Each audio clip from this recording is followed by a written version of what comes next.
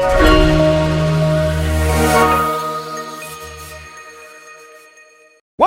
two, three, funky.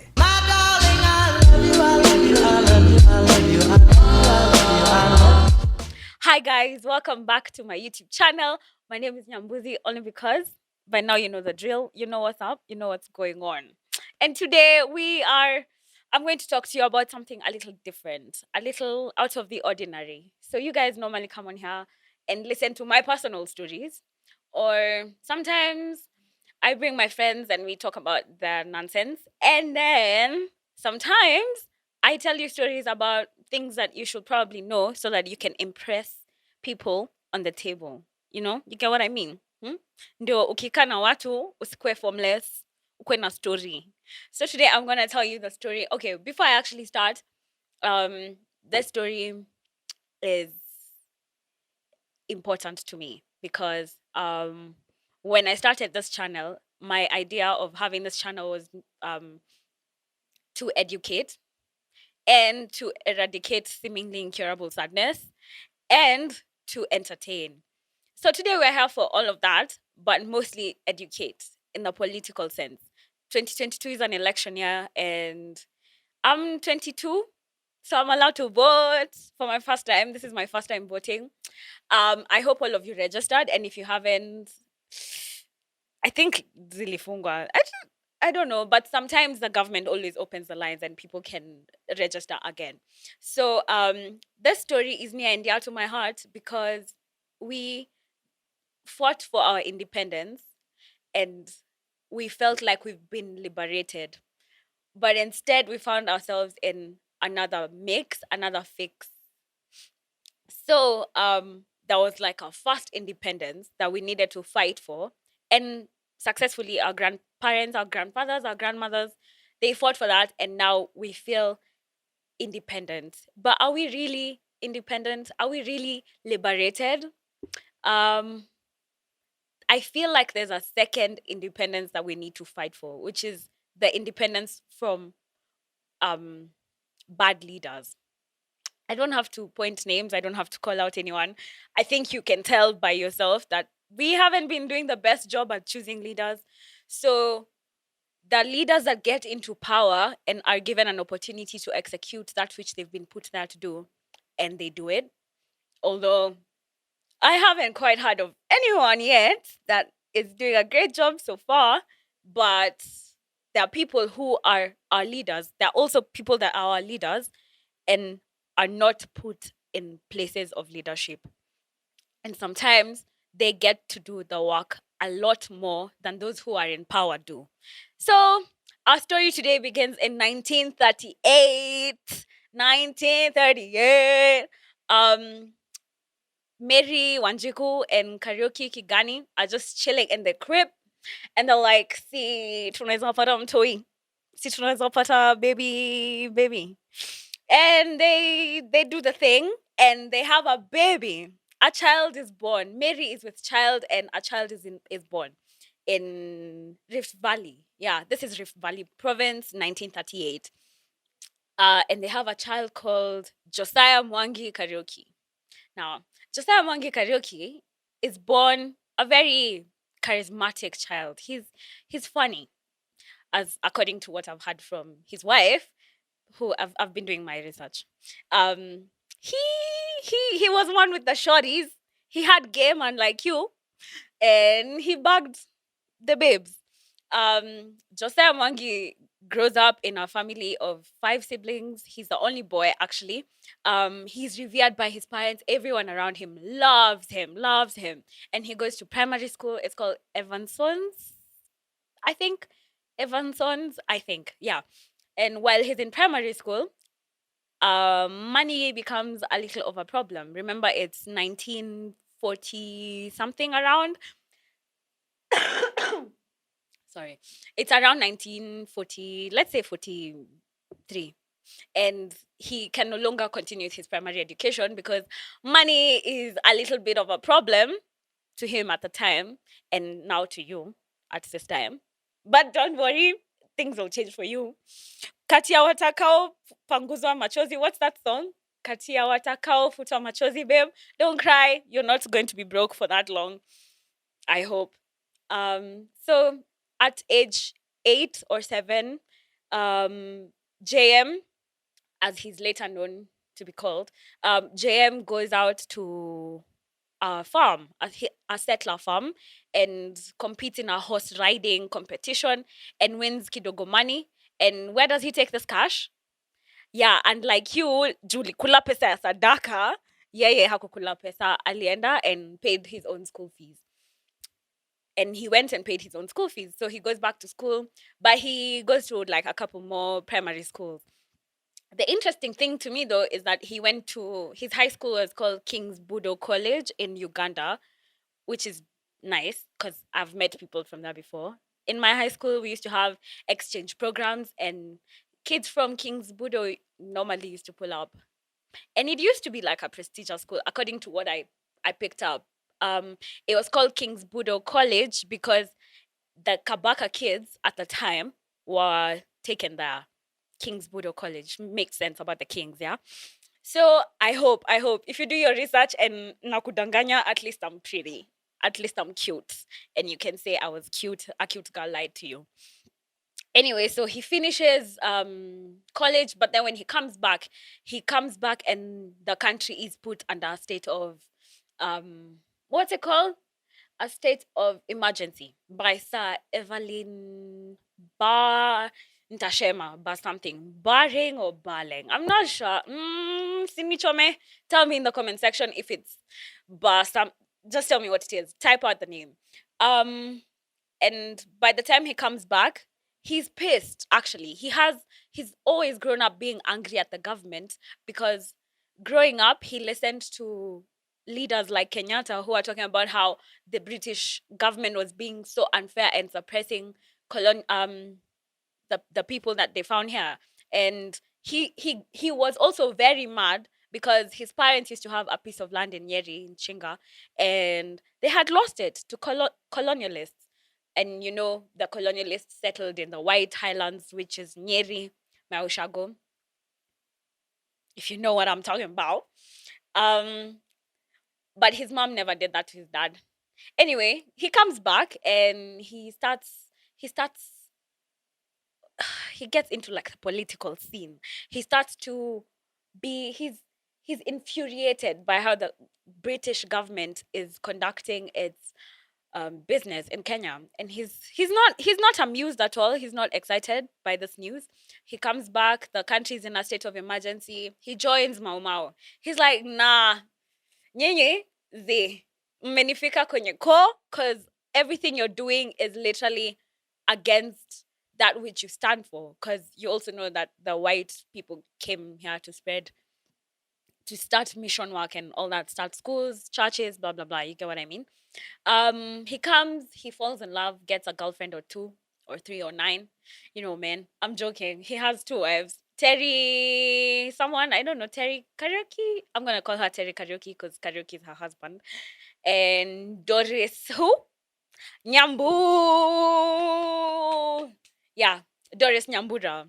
So Doris Nyambura and Terry get married to JM. They give JM a couple of kids, one of whom is called Rosemary, and I think that's the one who's the most vocal about the whole situation. Um, so people are just chilling. The country is under state of emergency. JM is pissed. His family's in Kenya and he's joined Mau Mau. So he's catering for the Mau Mau. He's doing things to accommodate the activities of the Mau Mau. And this infuriates the British government. So what do? They arrest him in his hotel room. I think in 19.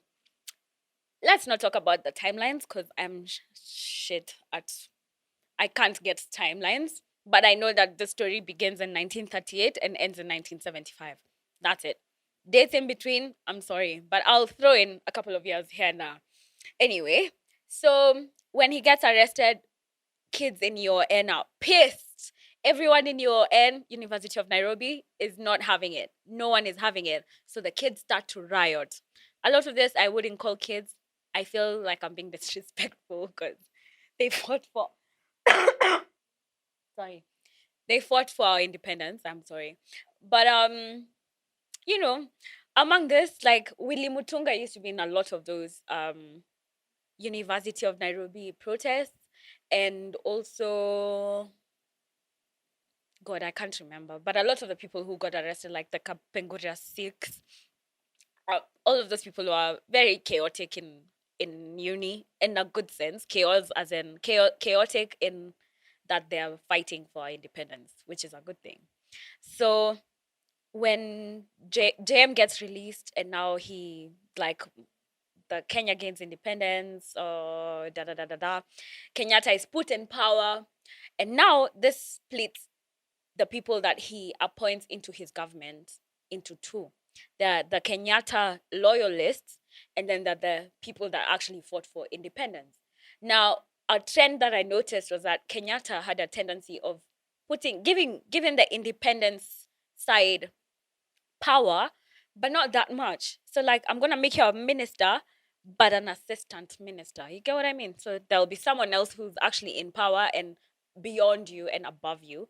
So you have to ask for permission from the person who's above you. And most of these people were the loyalists. So he's going to put a loyalist as a minister, and then an independence, what will I call them? Independence veterans as an assistant minister. So what does Kenyatta do? Before he becomes an assistant minister, he appoints JM as his secretary. And please let me get that word. Sorry. So he's appointed as the private secretary. I was right. He's appointed as a private secretary for Kenyatta between 1962 and 1964. And that was when Kenya was trying to become a republic. And then when Kenya became a republic, he got promoted to the uh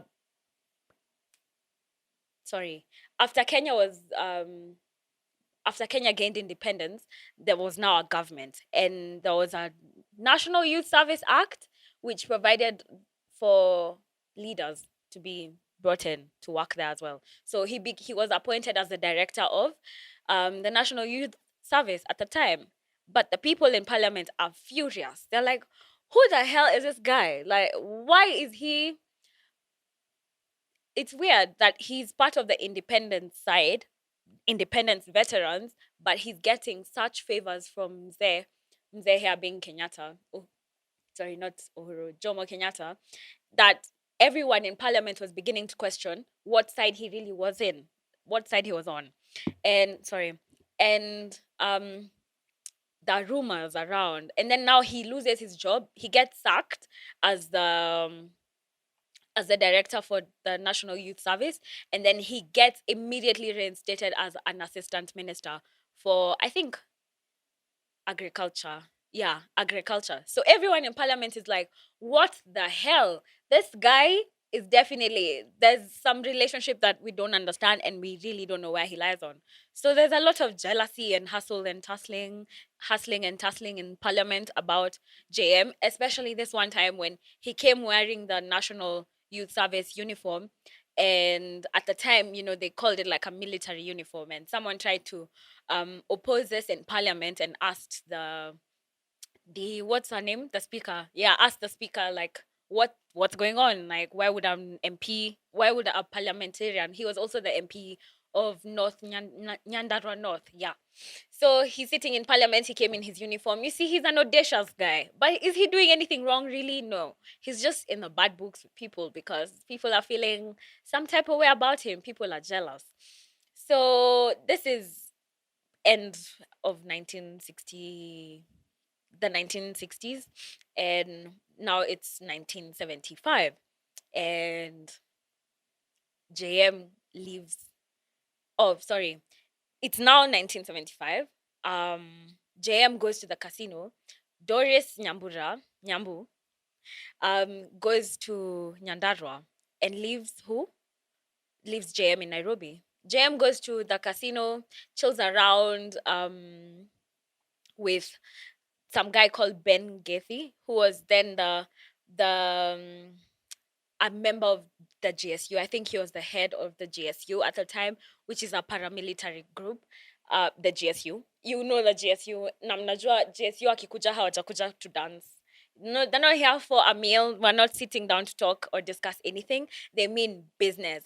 And at this point, Ben Getty wasn't particularly liked. He wasn't particularly liked because he was like very close to Kenyatta, and Kenyatta at this point is really not hiding that this state is a de facto country, and we only have one party.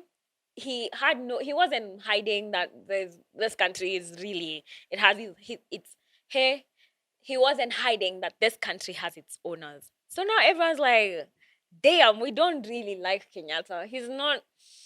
There's just something, yeah. He promised so many things and he's doing nothing. So the people who fought for independence are like, where's all the land? Where's all the money? Because the Britain gave the Kenyan government money to acquire, repossess the land, to buy the land that they had had been snatched from them. But what did the Kenyattas do? I'm not gonna say names, but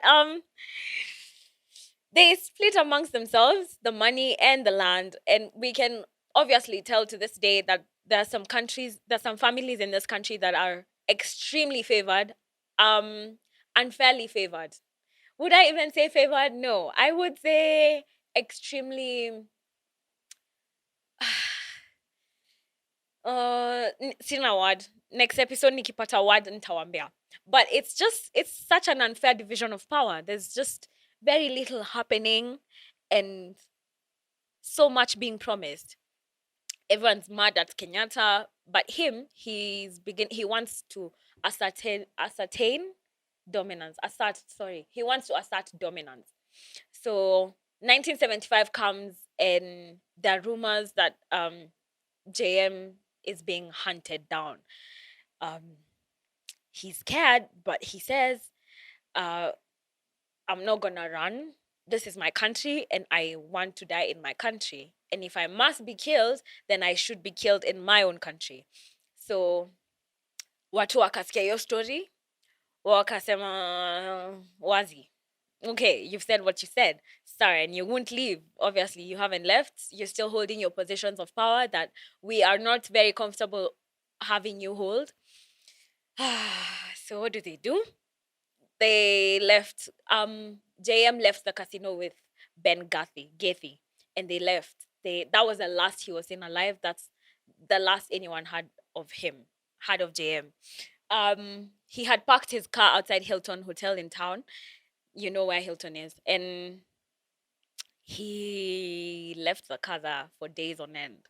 So people, by the sixth day, people are asking, "Hey guys, where is JM? Umesikia JM? Mmemwona? Ama Mary akona ball na try to jump. What's going on?" People are concerned. The country is actually concerned because he was loved by the people, the young people, the people who fought for the independence, the people who'd seen the whole independence situation unravel, and how the leaders had promised that once they get in power, they were going to redistribute the possessions and everything that had been taken away from the people back to the people. And they had done none of those things. They had given nothing to no one. And the youth were not excited. People in UN were particularly enraged. And I don't know what's up with UN and politics. UN is a very political university, if I do say so myself. So he's dipped. Kenyatta goes on a tour around Rift Valley, and he says people listen to what he had been saying throughout the whole tour, and things were sounding a little suspicious. So you see how JM was really loved by Kenyatta because he kept getting what's it called? Like he loses this job, he gets put into another even better, nicer job, like that. Like he was favored by Mzee. So Mzee went to Rift Valley and he was on tour, and at some point he said he gave the story of Lucifer and how Lucifer was an angel once loved and revered by God in heaven, and then he started asking for too much, and he wanted he wanted, they tussled. Something happened and they fought, and Lucifer was no longer a loved, revered angel of God. So he was bashed out of heaven and banished to hell. So that happened. And so what people were saying is that JM probably crossed Kenyatta or said something or was beginning to be vocal about what he wanted. Because you know how he grew up and his parents had also lost the colonial land, the land that they had in pre-colonial times. He was enraged also because, like, no matter how rich he had gotten and how he'd been put in places of power, it didn't get to him. He still never forgot that he had a family and he had friends and he had people that he loved in this country that had lost so much in this colonial times and had still not been paid back. And the government was not doing anything to see that that is done and fixed. So JM is lost. It's been 7 days now. On the seventh day, Doris Nyambura, the wife, is given a call, and some cops go to visit her, sorry, and they say, Doro, so Garia JM tuliona pale Hilton, and it's been chilling there for a hot minute. So we did our investigations and we want you to come with us to City Mortuary to identify this body. We've found a body. So a body had been found in Gong Forest and it had been partially burnt and thrown into an ant hill. That's so damn, that's really yeah, it is it's a lot. It's a lot.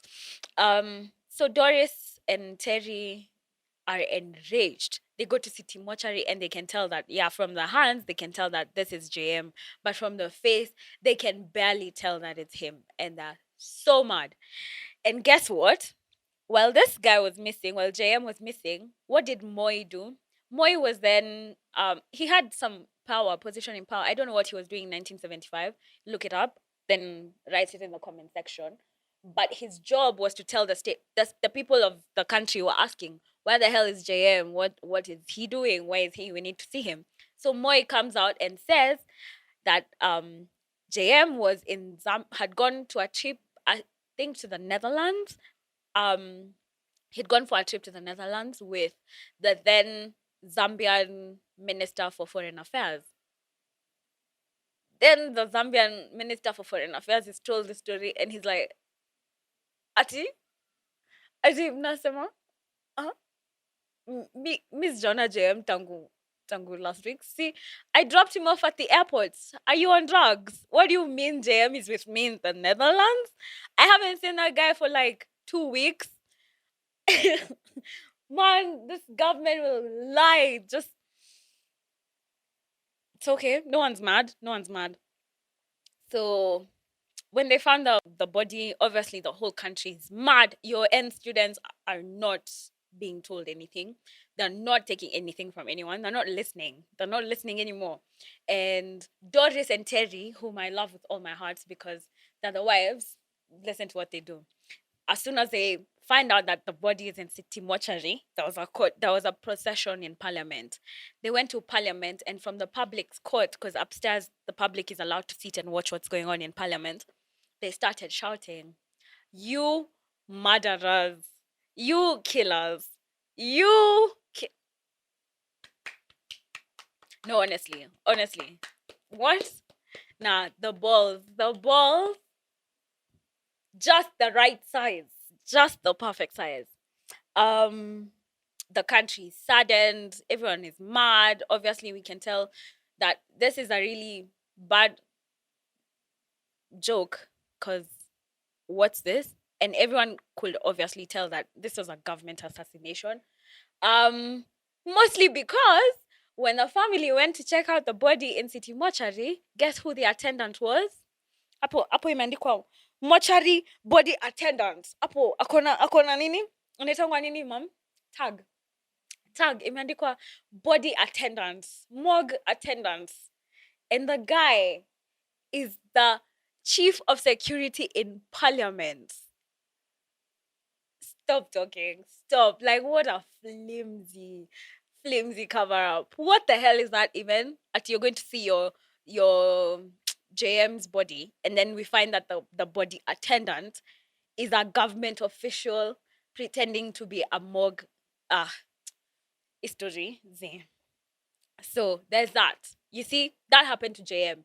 He was on the good side. Before then, in less than 10 years, there had been an assassination of two other political leaders, Pio Gama Pinto and Tomboya. Tomboya had actually, sorry, JM had actually attended Tomboya's funeral.